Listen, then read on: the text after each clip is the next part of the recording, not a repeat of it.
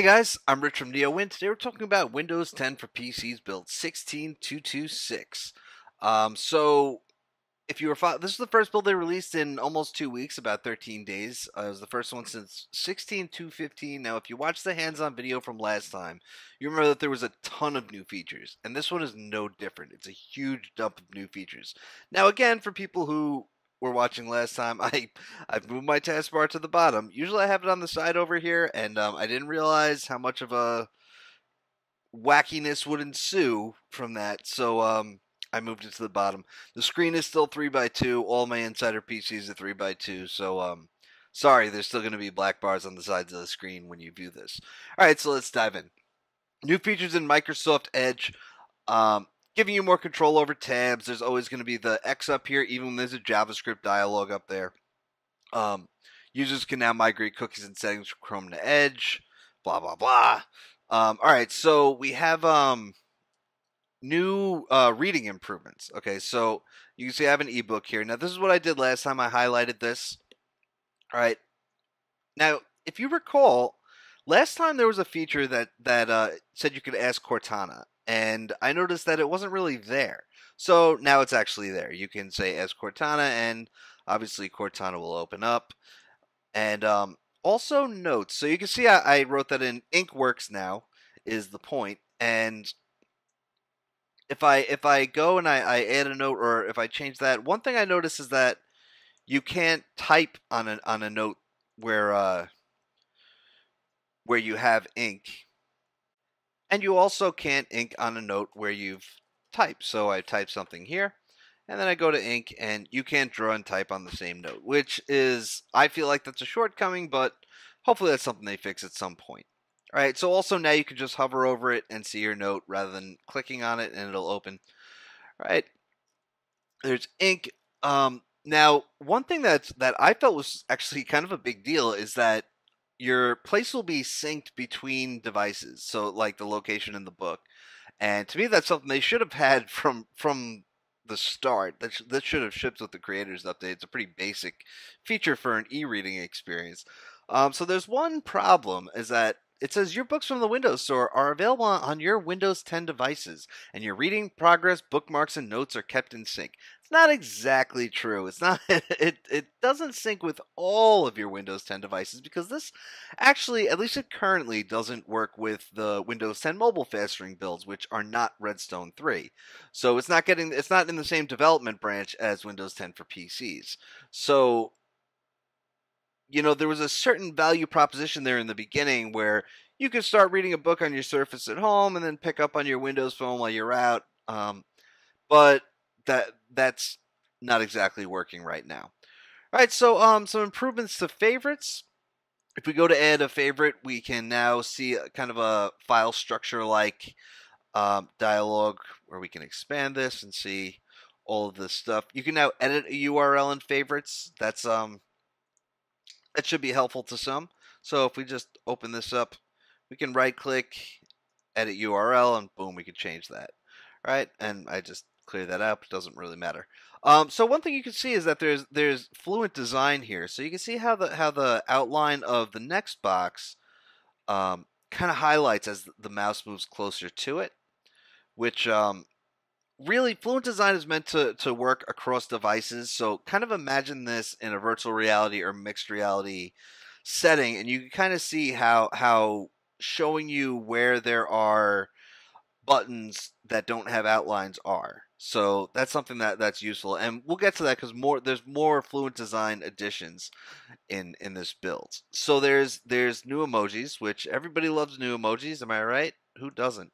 So this is Unicode 10 and or Emoji 5.0. So one thing, by the way, you might have noticed in the last build that they added the ability to scroll through this, but it was vertically. So this is horizontally. I'm guessing the next edition is that it'll let you to just scroll into the next page. So some of these new emojis, the guy vomiting right there, the blowing up head, those are both new. There's a bunch of them, but just do a Google search for Emoji 5.0.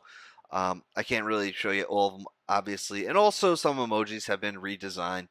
So, by the way, I feel like I hear about emojis being redesigned all the time.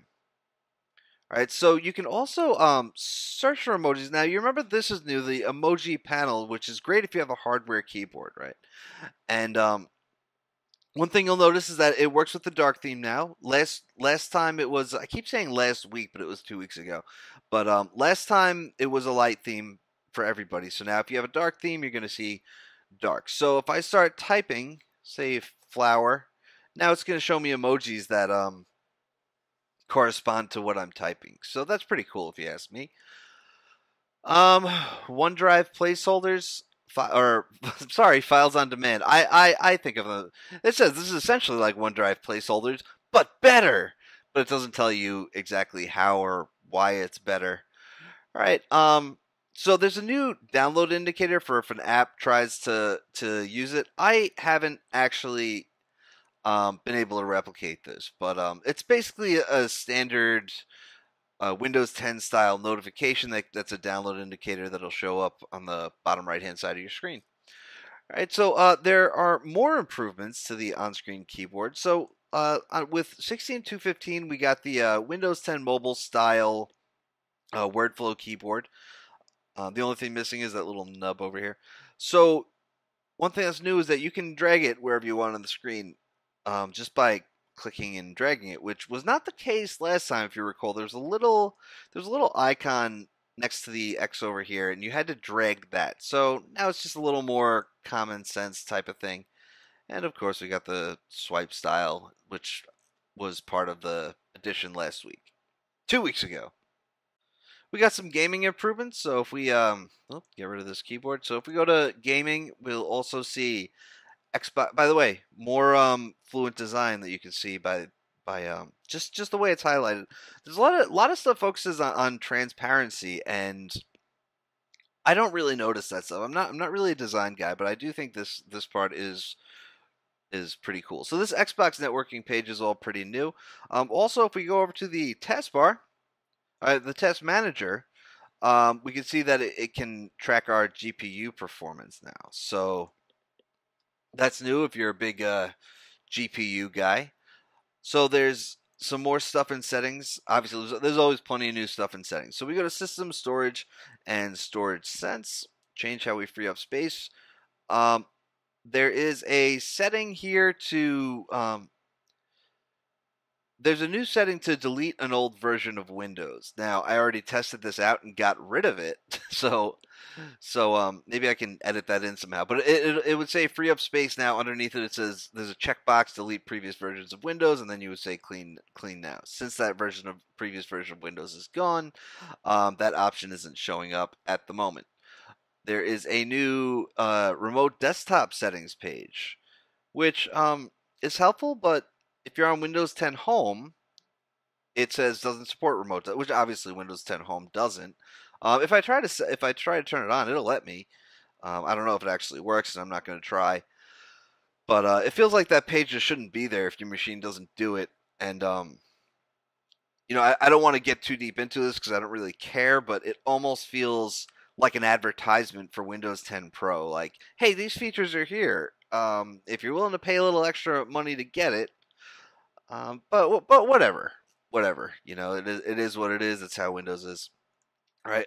We have, if we go into a new flyout menu for the File Explorer, so we now have the share option. So this will just open the share dialog, and it'll allow me to share through Mail, OneNote, or I can download Box, which I don't have an interest in doing. All right, Calculator has a currency converter in it now, which is super helpful for a guy like me who's writing stuff all the time, and sometimes there's a price in euros, and I have to say, well, that would be this many dollars.